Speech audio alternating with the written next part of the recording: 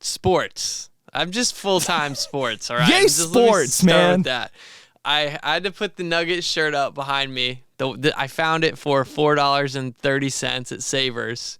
What year is that? Do you know? It's a newer one. It's a retro. Okay. It's a 47 brand, so it'll probably sell for at least $20-25 on eBay, you know. Taking advantage of the Nuggets being the champs. Congrats to the Nugs. Dude, absolute madness out here. Like, yeah. Denver's a city of 3 million, and they said 1 in 3 people were downtown for the parade. Were you not one of those 1 in 3? Not one of those people, because fortunately your boy did not get asked, and I wasn't about to bring it up. I wasn't about to offer, because I remember covering the Avs parade and how nuts that was, and just everybody's so excited, and people here love their pot and they love their Coors Light, and they were having a good old time, and I did not want to partake in that twice, that madness. Yeah, that makes sense. It's too, as my friend Cece would say, she'd say it's too people-y. Yeah, just way too many people, just, and they're just kind of free spirits, just going about life and just, spocking up a J right downtown like it's nothing. Have you seen, speaking of free spirits, there's a clip going around of that guy outside the convenience store with the Nuggets patch on his jeans? I haven't seen this. He has these sick, he's just a guy who's wearing like yellow and stuff, and he has this Nuggets patch where it should be like Levi's. He clearly like put it on there, and it's amazing, and he's getting a little love on social. I don't know how long it'll last, but he took advantage. He shot his shot. Whoever put that up, he wanted to get some shine. Yeah, you got your Pacos, your Jinkos, your Nuggies. We got all the good stuff out here, bro. My Nuggies, yeah. So that guy. Teach me how to Nuggie. Sorry, okay. He's out there. Oh, you just speaking of teach me how to Dougie. All right. Friday, Matt and I finished 75 hard. Everybody, give it up for me and Matt. We did that. Seriously, though. We had some adult beverages, which is leading to why when you triggered in my mind the song Teach Me How to Dougie, we went to the Oasis. I haven't been in what? I thought it was closed down. It's not. And Matt said he'd never been, so I said, well, we have to go in. You have to at least experience this. So we go upstairs, and lo and behold, I took a picture for you. I haven't sent it to you. Guess who is DJing upstairs? You'll guess. DJ motherfucking Roy. No. What? What's your next guess? Lenza. Yep. I was like, what? I thought he retired. Deceive me? He was up there, and he had his Twitter or Snap. I think it was his Snap, and you could like send him requests, and I kept seeing him check his phone and just like shake his head.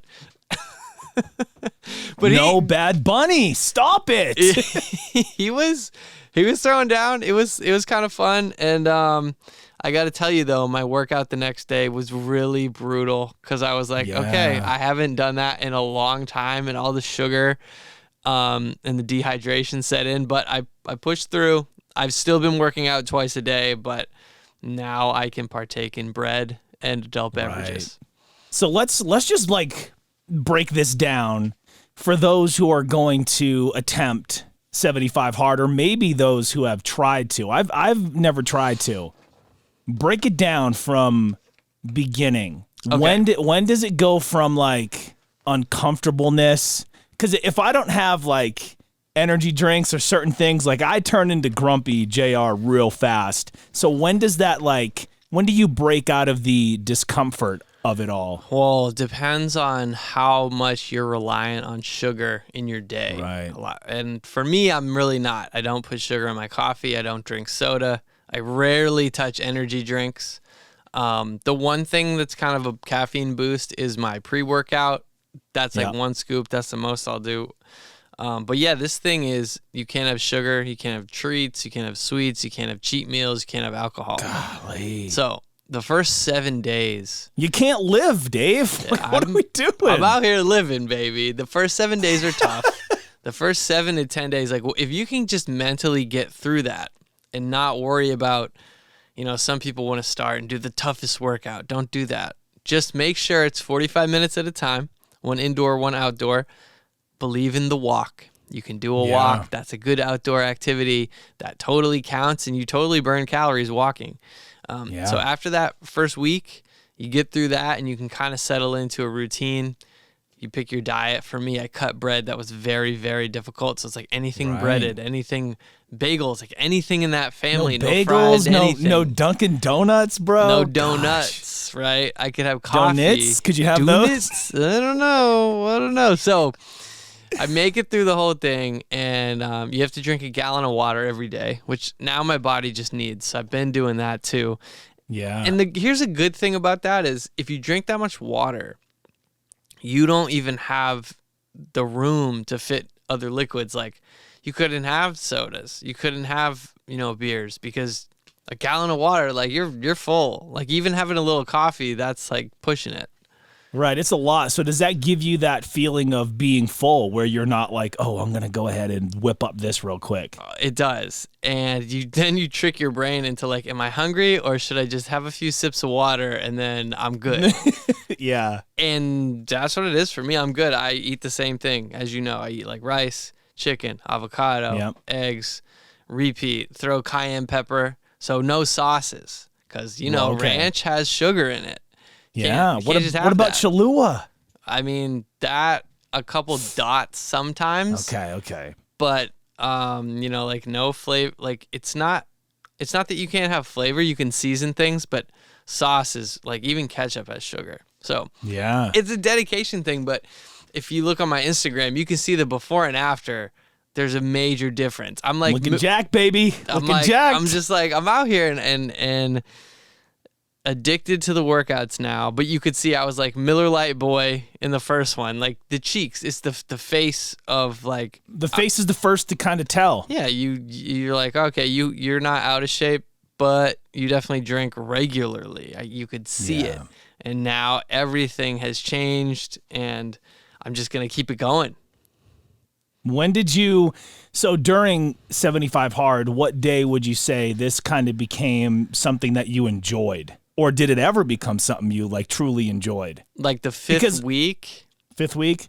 I didn't even realize, like, it was such a routine that I didn't even like think I definitely want to have sweets. I want to have like because I could eat burgers, just gonna have the bun. Right. So, I mean, I could still have steak. I could still have a lot of good stuff. The alcohol was easy. That was never a temptation. But I did want like one Reese's cup. I'm like, if I could just have one, just to know what it tastes like again. Yeah. Could you forget? And so then yesterday, I went to Dunkin', got a sausage, egg, and cheese on a croissant, got a chocolate frosted donut, and I had like instant-itis. I was like, oh my God, that was a lot. My body was like, yo, what are you doing? We don't do this anymore. We don't know this stuff. Yeah. So I was 10-2, offset 10-2, just having to take care of some business. And then my body like has just got back used to it, had some beers, but been keeping up with the water. And honestly, besides Saturday, my diet's been clean. So what would you say is like, all right, so you've completed the I feel like I'm doing an interview, like a big plug for 75 Hard here, but every time I post about it, I feel the same. I'm like, that guy's brilliant, because every time somebody does it, they talk about his thing. So hats off, great marketing. Right. It's like, people will look forward to all week, say they are on some kind of strict diet, some solid regimen, if you will. They always look forward to that cheat meal. You and me used to do that. Yeah, and from personal experience, I would like overindulge to where it was just like it got to be counterproductive, right? Right. And like, how do you balance now? Being back to I can have a couple beers if I want. I can enjoy these things if I want. Like, it's like you don't just go from one extreme all the way to the next extreme. Now it's about balancing it out, which is like the hardest part of it all. So the way that makes that easy is if you really are dedicated to the gym and the workouts. What happened on Saturday, I said, I hate how I feel because I have to go hard in this workout, and this is just making my life difficult. Yeah. I don't want that.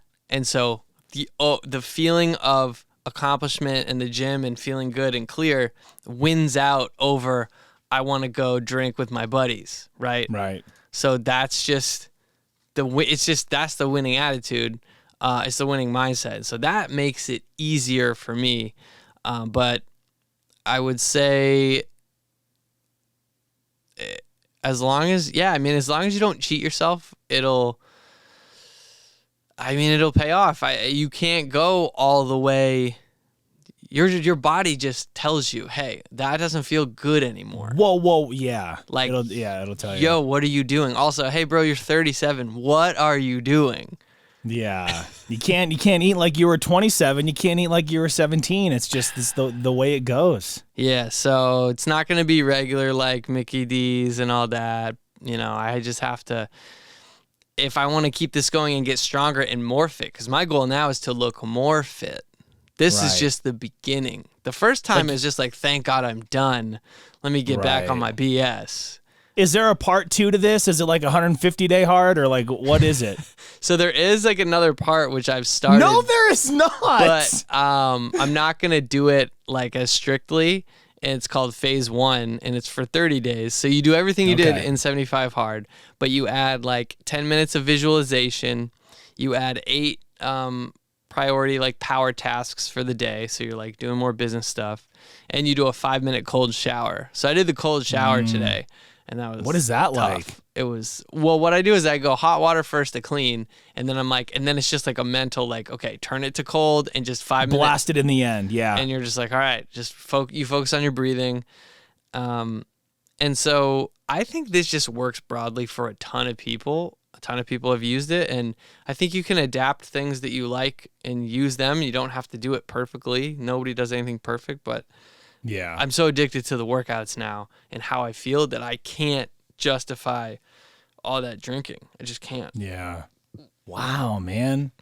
Well, it's like dude, it's unreal for you to be able to pull off something like that, because if you think just the vast majority of people like never put themselves through any type of discomfort ever. Like we love to live in comfort. We love to make things easier and simpler and, not go as far. And for you to just say, no, scratch that. Things are getting out of control for me. I need an extreme change, right? Because this was an extreme change. Like this isn't something that any ordinary person could do. You got to be committed just to have that extreme change and commit to it for, I don't know, 75 days, 2.5 months. So yeah. When you're doing this the first time, it's extreme. For me, this was the 3rd time, so I'm like, all right, this is fine. This is old hat. It's not a big deal. You kind of knew what to expect going in now. Yeah. And now it's like, hey, are you going to take this seriously after? Are you going to apply these habits?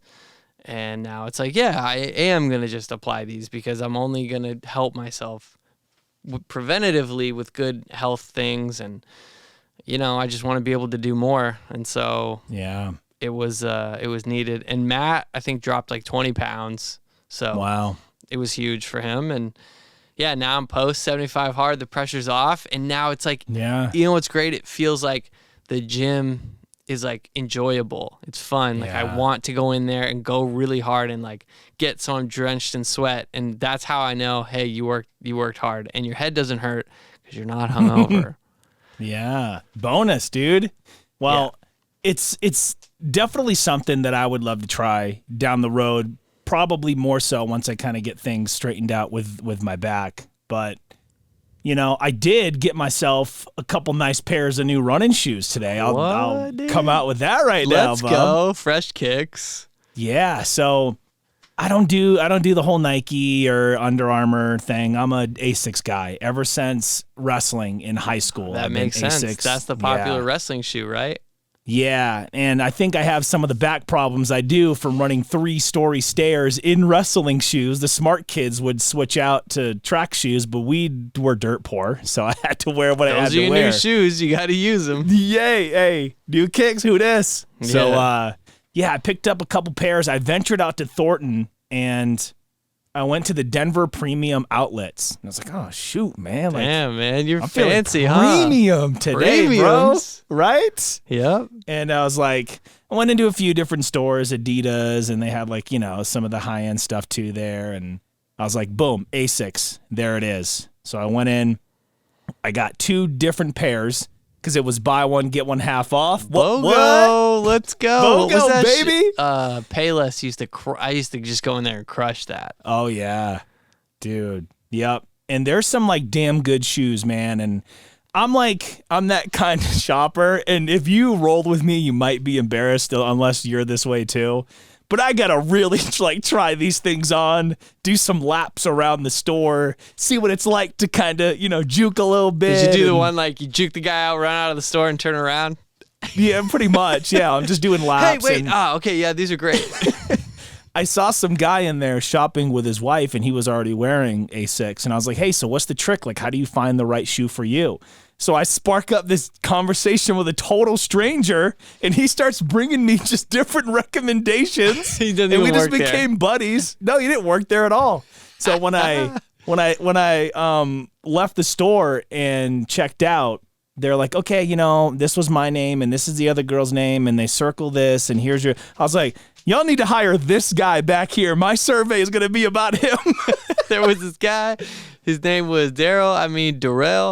Yeah, dude, it was so funny. And we're just like chopping it up. He's like, my wife knows so much more. Let me introduce you to my wife. And I was just in there making friends, just being friendly and kind. And, it's not like I'm going to really be putting the rubber to the road with these things and running hard. But it was time for some new shoes. I got 2 pairs. I'm really, really happy with them. They're going to last me a long time. And let me tell you how I know that I'm getting older and not old. Tell us all. The only other men that I see in the gym wearing Asics are 60 plus. You're going to walk in and be like, hey, what's up, guys? Notice anything different? Guys? I know what to look forward to now. It's so weird, man. Easing into your retirement at the age of 36. Right. It just, it feels so weird. And I remember the trainer I had at the time. He's like, why are you wearing those old man shoes? I'm like, bro, you're wearing these like BS Nikes that don't help you. Like they don't really even look that cool if you ask me. I was like, I wear these because they're functional and they support me. And I'm like, all right, I need to stop. I sound like I'm an old man, but it's because I started wearing Asics when I was a teenager. Yeah. That was just the culture. That's the roots, man. Most Brook people City would wrestling, say, bro. Like, it's Air Force Ones or it's this or it's that. Well, I mean, for like those kind of course, I'm wearing J's and Dunks and pumps and Air Force Ones. But it's like when it comes to like functionality, if I'm gonna go for a jog, a walk, or whatever, like I'm gonna have something nice on my feet. My guy's just gonna cut a testimonial. He's just trying to get some free Asics, bro. I need a new endorsement with Asics, bro. Hit me up. That would be a good one. I got a part 2 for you of how I know I'm getting older but not old. All right. Ya boy is now a proud owner of a doorbell Ring camera. Really? Yup. And I'll tell you what, man, there's a neighborhood feature in this app, and people are uploading stuff from their cameras, and it's like this feed, and we all share it with each other to try to, we're all like vigilantes is the way that I look at it. you guys are like neighborhood watch, but like from an app. Like I'm not going to go out there, but I'm going to see what's happening. We're not in the streets, we're in the sheets, and we're scrolling our We're in the sheets. Hey, Pam, did you see that? Yep, I did. Like. So one of the ones that just popped up, and it made me laugh so hard. It's like we're like neighborhood watch vigilantes. These 2 kids stole a pair of shoes off somebody's doorstep, and they just bolted. And this guy posted, he's like, these punks stole my shoes again. They took her shoes. He called this poop. It made me laugh so hard, dude. But yeah, I'm a proud owner. And so now anytime somebody goes by, I might have to change the placement. It's an alert, and you're like, who's outside my place? Who go there? You're going to be paranoid. Yeah, you got to turn off the notifications. Like, that's a lot.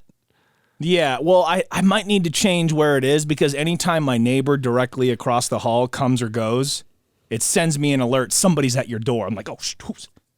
You're like, oh, okay, it's just him. He forgot his keys and had to come back, Yeah, you need to. I don't know how you do that, though, because the proximity of the doors must be close. Yeah, no, it's really close. Like, either way you cut it, It's always picking up somebody.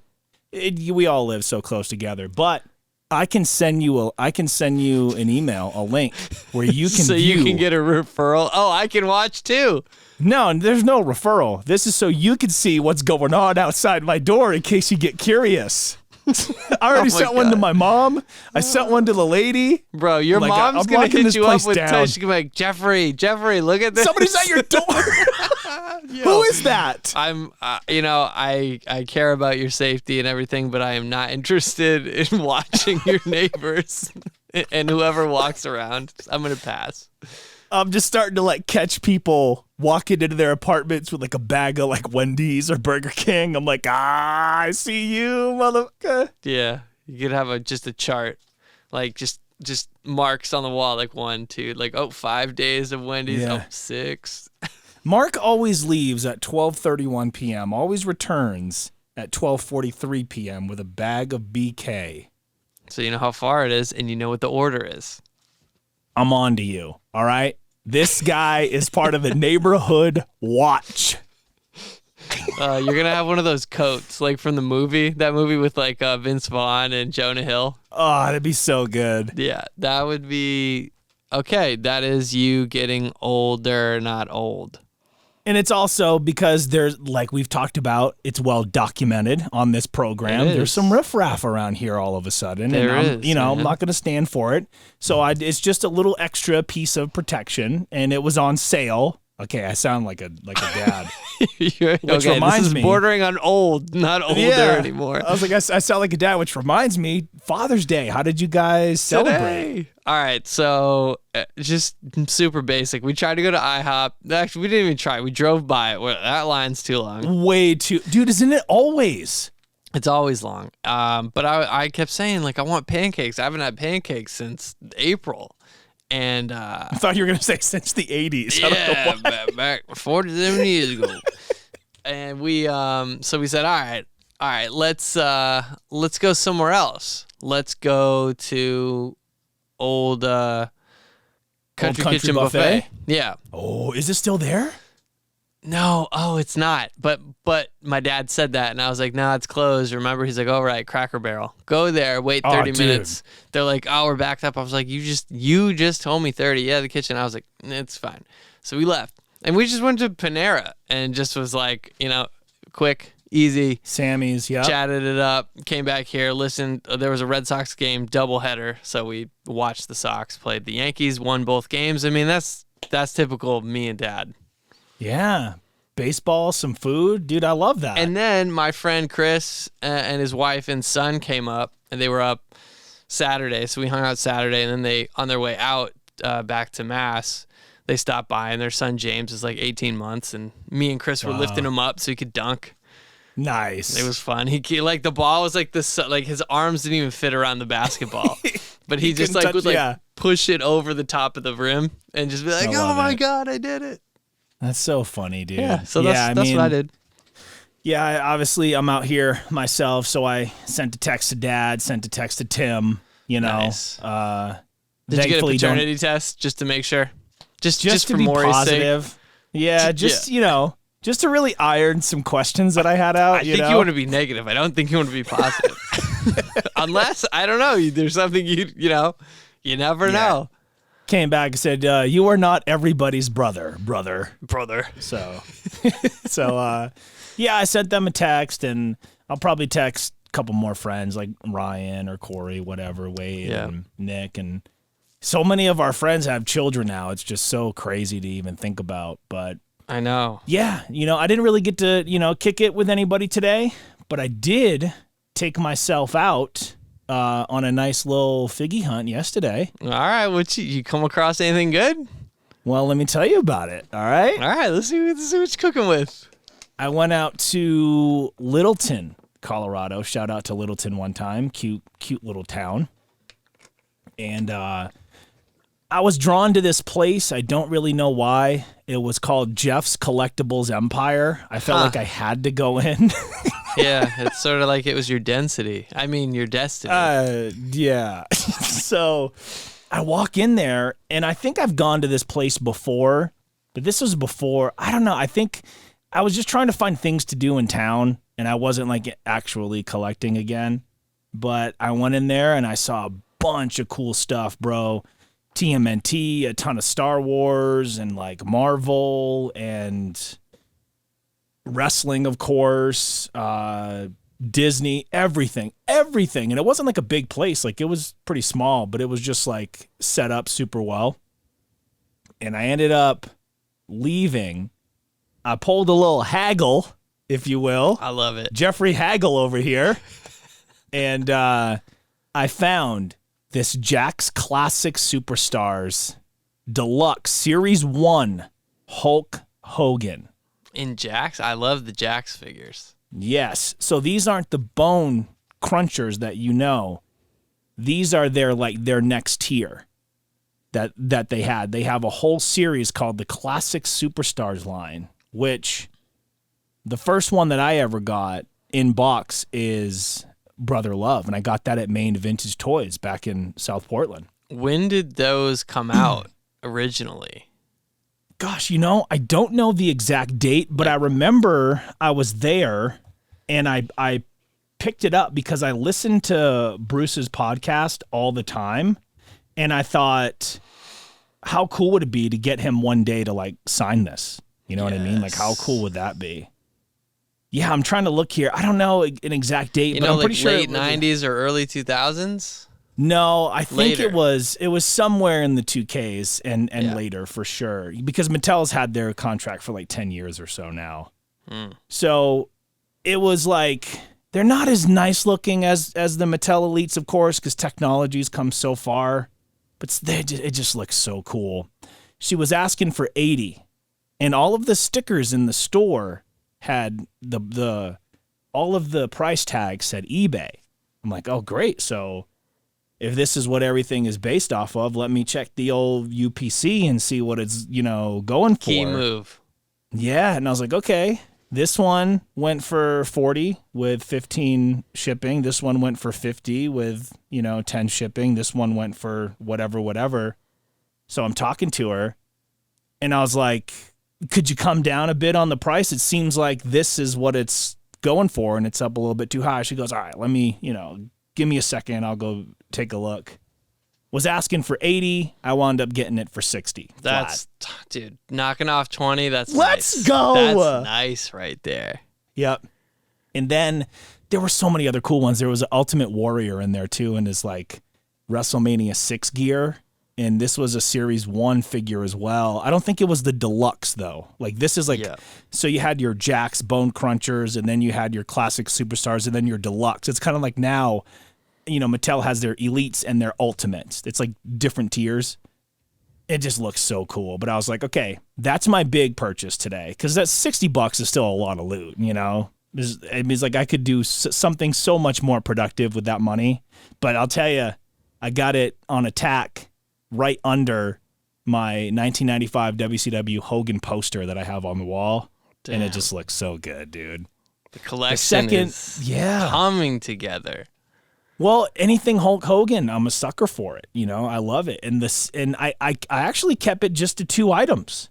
And The second one I got was a TMNT figure. It was Raph, and it was his military Green Beret, Raph. So he has the American flag and army fatigues and all these like accessory guns and a little dog, and it was complete. Like, it had all the pieces to it, which is like super rare because those just get lost so fast. Yeah.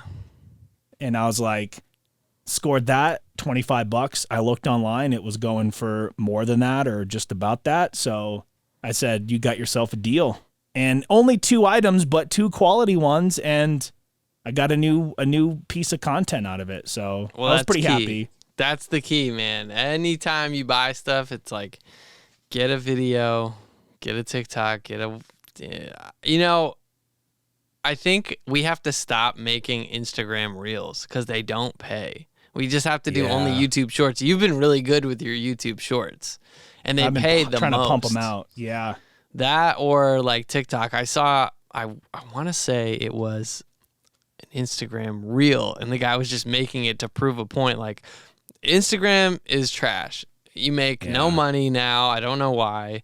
Same with Facebook. I think I made a cent. I was like, don't even send me that. Just leave it. Isn't it so weird, though, not to cut you off, how we were making all of this stuff because we love to make it, like the actual process of creating it. And we were never getting paid for it before unless it was for a client, of course. And then they roll out their Reels bonus program for IG and Facebook. Yeah. And dude, I'll tell you, I'll put it out in the open right now because it's not like life-changing cash. I was pulling in like a bill a month just posting stuff that I was going to post anyway. Same. And then it goes to, well, the bonus program is gone, so screw it. If I'm not getting paid to, it's like how quickly our minds change. Yeah. It's just, I think because there's other platforms that do pay and pay well, like YouTube, you say, well, they are paying. Why are you guys not even competing? I don't understand. And I know that Instagram is a lot more clout and you can build good community. You can build community on YouTube though. So I just think we have to be conscious about, let's put our stuff where we're going to get paid. And honestly, YouTube, it has, I think, more legs to actually get seen, even if you're not making direct dollars from it. Well, I think the key to it really is whatever you make sure that it's, postable on all of those platforms. Whatever piece I make, it goes on to every single one. Yeah. Not just one, Yeah. And it's like, obviously the goal with, one of the goals with this show is to try to help become financially free in a sense. And, YouTube is going to be the major player in that. So I think that's why we're putting so much time and effort into all of the clips and the shorts and the full length podcast and the quality that you're seeing and hearing. And, and I'm really proud of what we've been building over on YouTube. When we started this show, I was hovering around maybe 2,800 subs that were all just after DJ vlogs because that's what I was predominantly doing. And now we're about to, crack 3,200, which I know isn't like a great deal, but I'd rather play the slow, long burn than the overnight kind of jump, right? Yeah. I actually went through a binge of watching a bunch of YouTube creators talk. Like, it was a compilation of, here's what you should do, here's helpful tips, here's advice, while I was doing some eBay listings. And most of the advice was, make the video better. Like Mr. Beast would always say, like, if you sit there and you have the BS test, like, do you want to pick your phone up? Like, is each frame good? And somebody else said, even a flop in a couple of years is not a flop because once you build your fan base, they're going to go back and look at the whole backlog of all the episodes and catch up. Yeah. So what we're doing now is just building the foundation of those backlogged episodes. And this is going to evolve. I always think of the Joe Rogan podcast, and he started a long time ago. Before the podcast was even a word, people right? don't even realize a long time ago. So you can go back and look at his episodes. There wasn't much structure. There wasn't like interviews. It was just him and some comedians like chatting. And so I think this is the first forum, and I'm excited to see what the next forum is, whenever that is. I don't know what's going to happen. Yeah. But the point is to just, keep it rolling. Yep. So Rogan's show started out just bad, quality technically, but the conversation wasn't always great.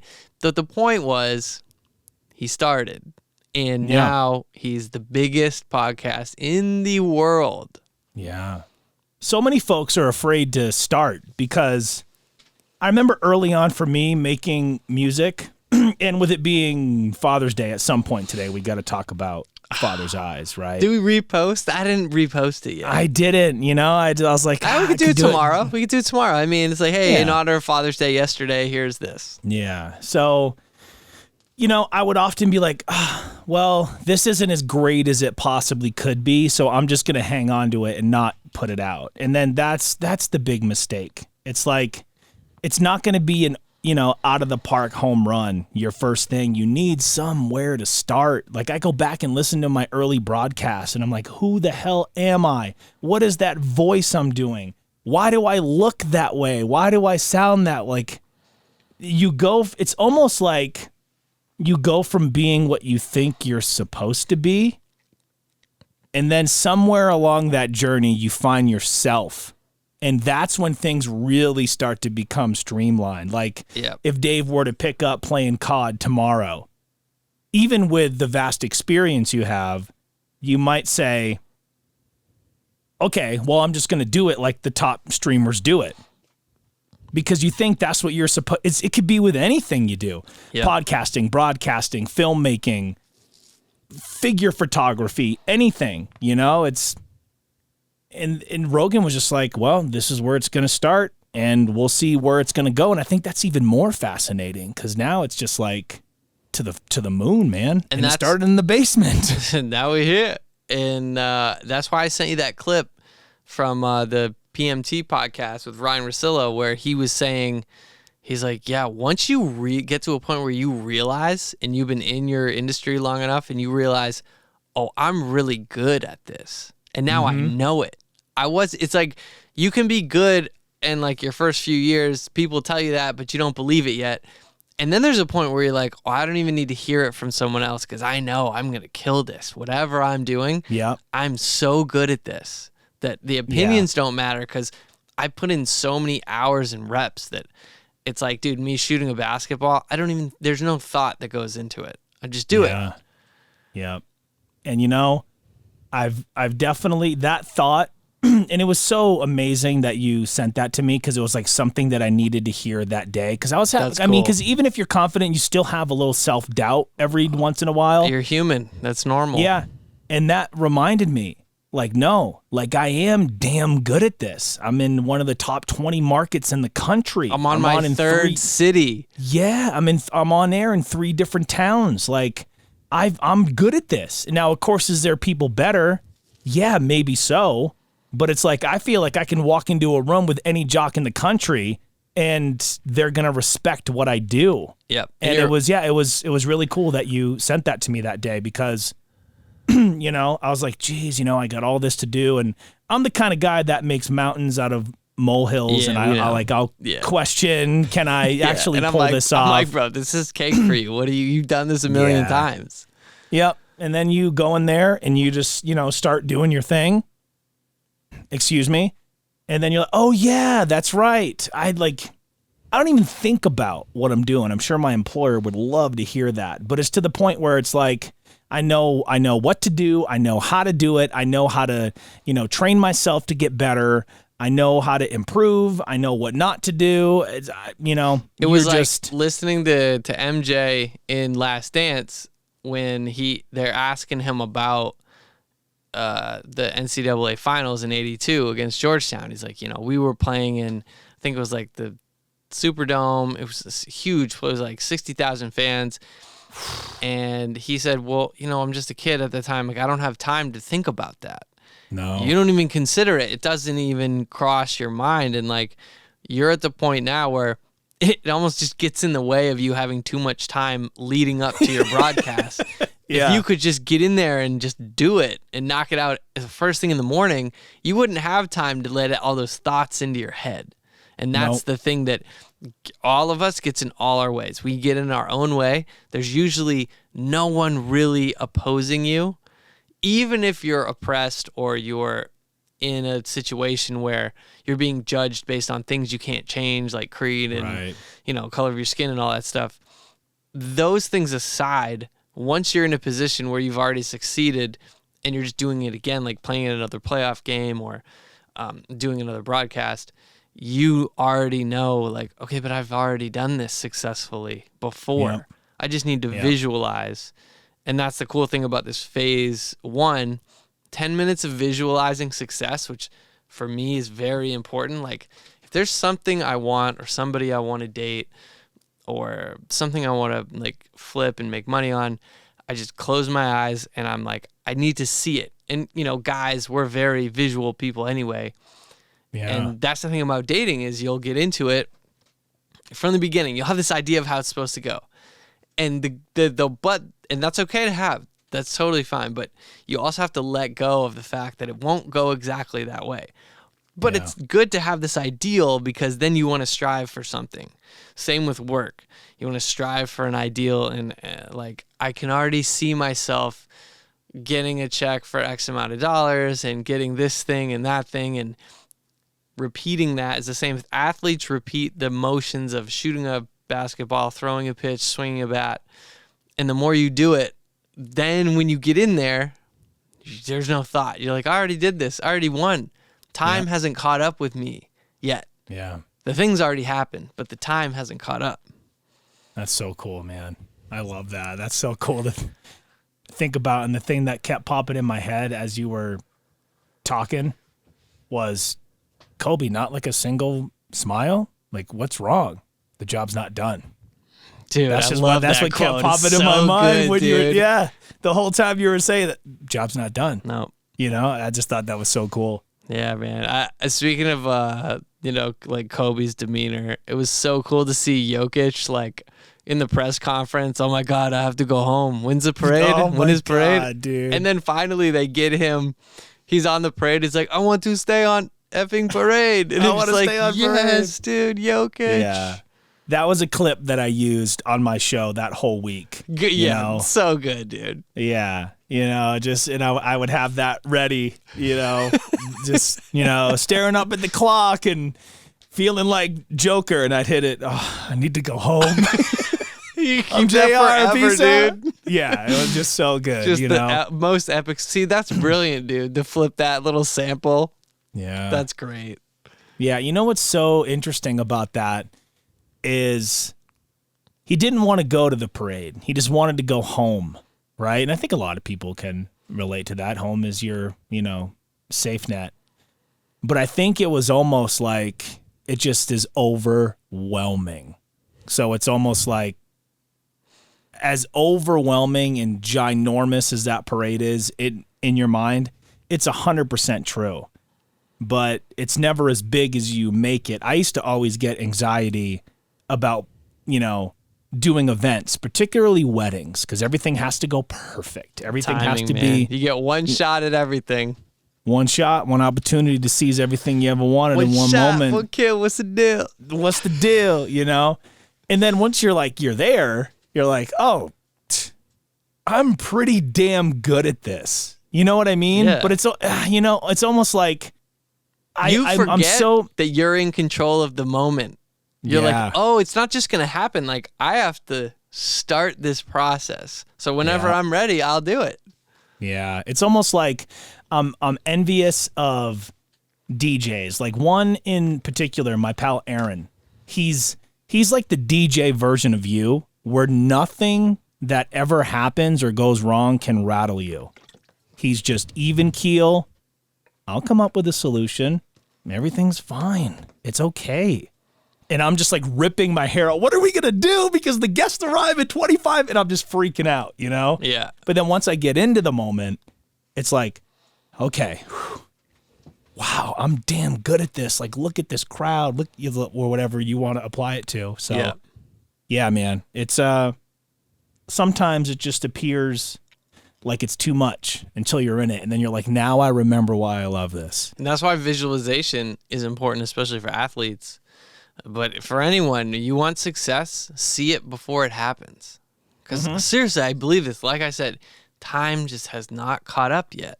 So there's nothing you have to do to rush it.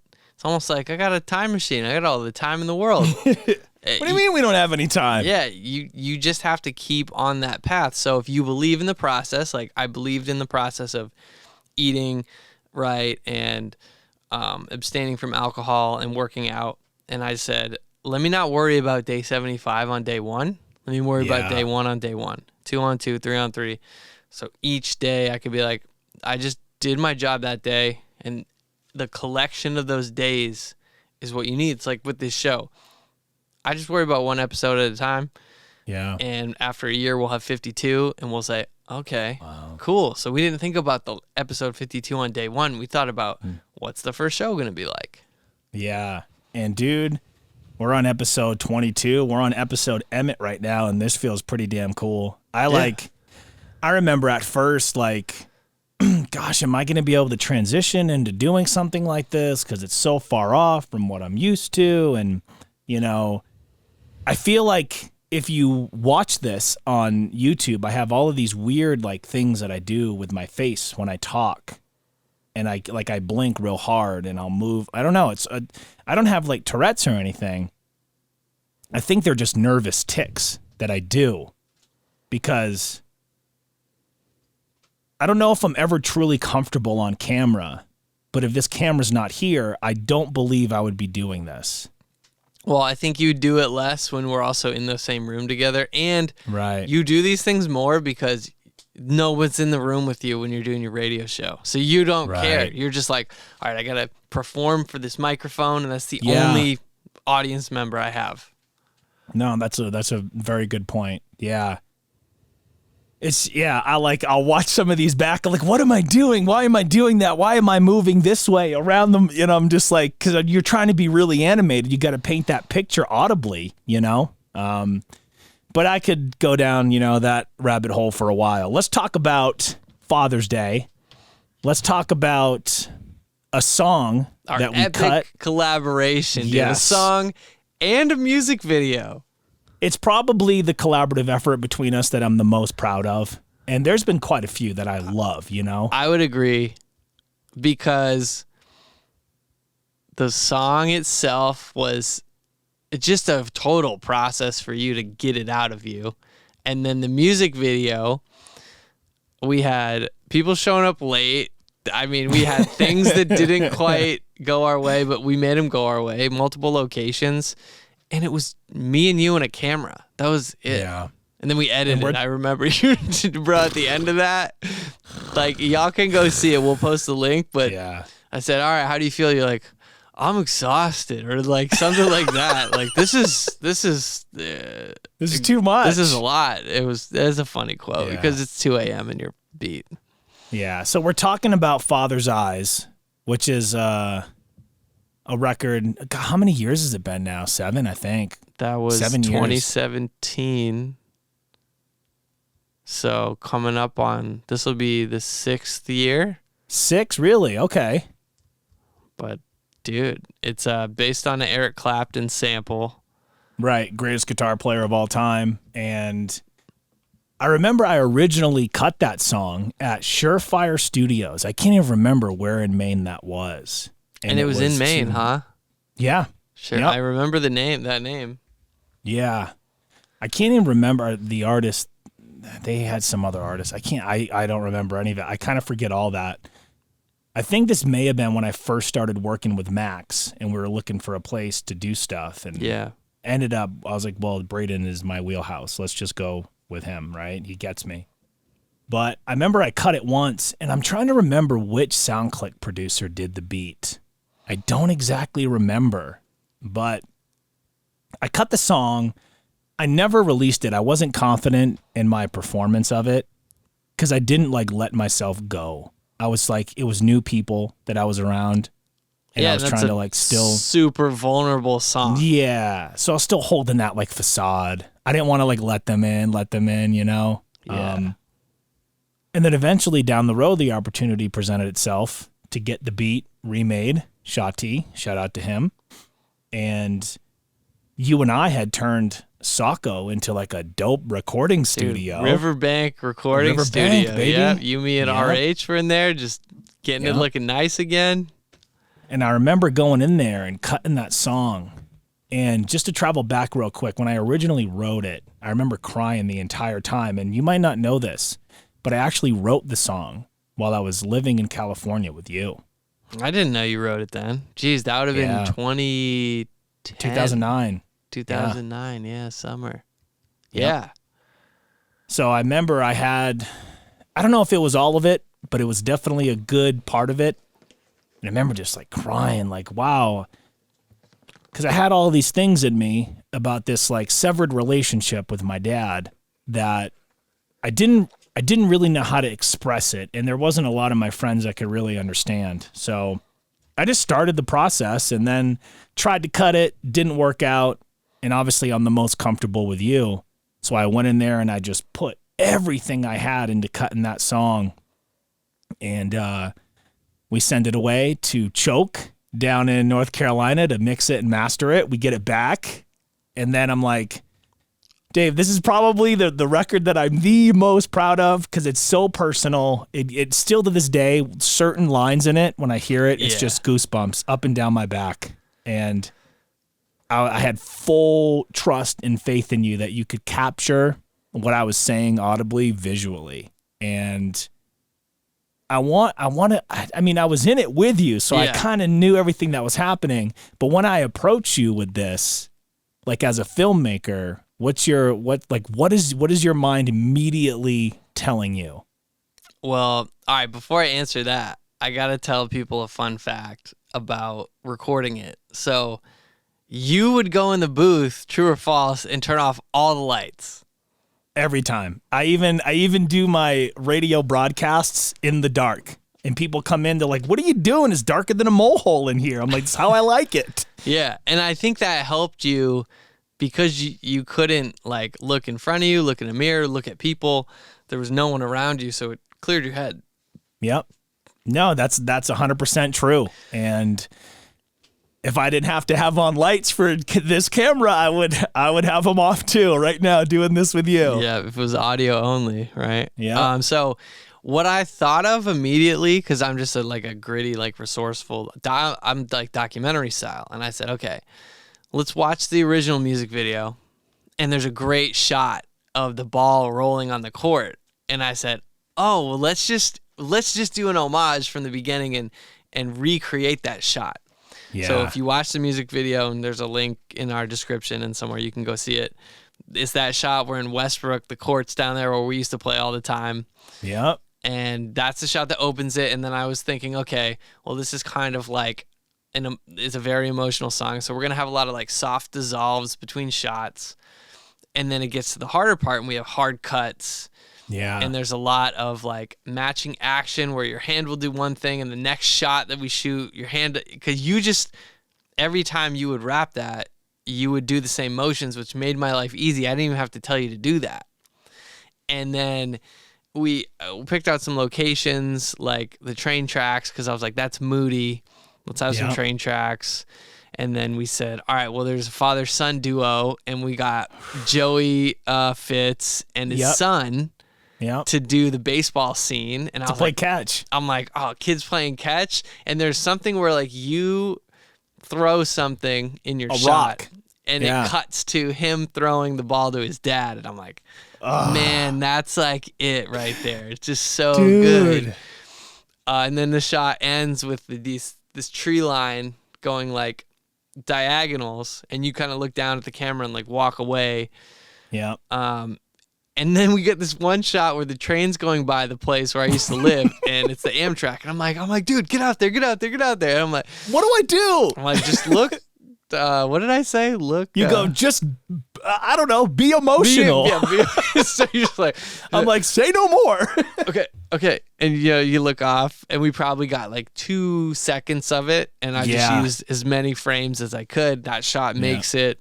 We had a scene where the table is covered in like pictures of your family. So that was like a cool real tie-in. We didn't have to stage those. And we get close-ups of that. And then there's one where you slide them all off and you're just angry. But yeah, anyway, y'all watch the video again. We got, I think, 10,000 views on it on Facebook. The first day. The day we put it out on Father's Day. We stayed up till 2:30 in the morning finishing the edit so we could release it hours later on Father's Day. And I remember getting the final export from you. It had to have been like 2:33 in the morning. And we leave Saco. We go back to the creek in Portland. And I uploaded it and scheduled it. And then finally fell asleep. And when I woke up, it was just like comment city. Like I never expected this kind of reaction to something that I would make, especially because you're like putting your personal business out there. Very personal. People love to like, oh, what a loser. Your dad doesn't love you. Like just idiots and stuff. But I was like, hey, this is coming right from my heart. The surprising part was how many people related to it. Like I was like, wow. And then everyone's, writing me and telling me their story and, their relationship with their pop and, all that work. I think it made it worth it because it connected with so many people and it helped the relationship that I have with my dad. And he got to see it. Man. Yeah. I remember my sister sat down and made him watch it and like hear it with it, like everybody around just watching his reaction, which must have been so uncomfortable. Right. And Alicia said he started crying and he had to go upstairs and like leave the room. I was like, oh, wow, So we don't have the best relationship even to this day, but it's certainly improved since you and I collaborated and we put out Father's Eyes, which is probably the song that I'm still the most proud of to this day. You took a step, man. Like you took a big chance creatively, but also personally. Taking a chance creatively always feels personal, but this time it really was. Yeah. Like it was on display for everyone. Yeah, I'm super proud of that visually. To watch it now, 6, almost 7 years later, I'm still proud of what it looks like. Yeah. I'm like, that holds up. We could have shot that yesterday. Yeah, and you talked about the slow dissolves in between shots early on, and it was soft, and it was this, and then as it like picks up, it starts like the cuts start to get faster, but they also start to get closer. And it makes you like, I didn't understand this at the time, but the way that you were shooting it, it's like designed. Like certain lines in the song are like uncomfortable to even listen to. Yeah. Like, did you ever really want to be a father? It's like, golly, you can't just come out. It's like you're calling out your own dad on that. Yeah. But in a loving way, you're really wanting to know the answer. Yeah, it's not like it wasn't a hit piece on my dad. It was me trying to get, 30-something years of stuff off my chest, and yeah. And not only would the cuts get faster, but they would punch in and they would be a little more uncomfortable and make you a little more uneasy. And it was perfectly matching audibly what I was saying. And you took what I think is the best piece of music I've ever made and you made it better with the way that you shot it and the way that you cut it and the way that you really took the time and effort to not just, we're going to just throw you on the bridge and no, it was like a full-on story, with the father and son playing ball and me actually writing the lyrics out to the song and the candle and the close shots and the real family photos and throwing them up like... Because you literally throw the rock to the kid, it turns into a baseball, like where the action is transitioning through the frame. And it's that like was me the first, thinking, yeah, exactly, that's what I the wanted first as a time kid. I could show you, hey, this is how we don't have to move the camera and do a bunch of crazy shit. Like the action within the frame is going to do everything for us. Mm-hmm. So yeah, dude, I mean, I would say to wrap there, like go watch this. I know this is going to come out post Father's Day, but since Father's Day just happened. Yeah, come on now. This is anytime you just are thinking about your dad or, yeah, you're just thinking about Father's Day, whatever, watch this video. Yeah, I got tagged today. A couple of people shared it still without me even bringing notice to it, because of the day that we posted it and the exact design of it. It comes up on people's memories every single year and they reshare it every single year. Ladies and gentlemen, is brilliant marketing. Yeah, it's like you're taking this super personal, super relatable, super vulnerable piece of content that I couldn't be more proud of, and you're strategically releasing it. It's not like a brilliant idea. It's like, if I made a song about Christmas, I'm going to release it during Christmas time. Like it's there. The totality of it, you know what I mean? The way it was created and the way it sounds and the way it looks and why it looks and sounds the way it does. I feel like we got to repost it on TikTok, right? Could we just center it up? Like, how long is it? That's something we got to investigate. I did that last year, actually. Okay. Because I found a resequence within Premiere Pro that will take your horizontal video and it'll make it vertical and it'll keep your face center of the frame. Yes, that's right. It's not perfect, but for the most part, it did a damn good job. So I still have those sitting on the drive. Maybe we'll blast them out this week just to, Dude. you know. I'm such a purist. I would just put the horizontal in the center of the frame and be like, you know, like do some text on top and bottom, like this is the video as it's supposed to be filmed. But it's such a powerful piece. I just think it's one of those things that we've put out, and I think one day somebody's just gonna snag it and it's gonna go crazy. It very well could. You know, that's why I'm always like, this is the first year that I haven't like, oh, I'm gonna repurpose it and share it and, you know, this and that. And I don't really know why. I think it's like, oh, here we go. It's Father's Day again. I'm gonna see that song from Jeff. It's like, I don't know why I think that way, because it's so impactful and it helped a lot of people. Yeah. So I don't know, man. It's the imposter syndrome, man. It's like, hey, don't forget, that shit was great. It was amazing. Yeah, I'm really, really proud of that, dude. Hell yeah. And I still say, I want to do at least one more song, at least one more music video with you before I hang up the pen. Oh, man, okay. Well, I think the next time we get together in person, when you come here, we're going to have to throw around some ideas. Yeah, because I got about 3 songs written. And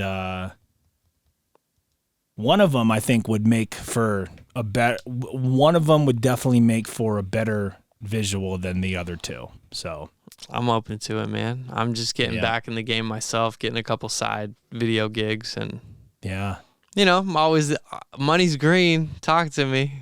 Right. Well, man, I'm going to be up that way in about 2 weeks. Let's go. Looking forward to seeing you and everybody, your brother, your dad, you know, some friends up there, my family, of course.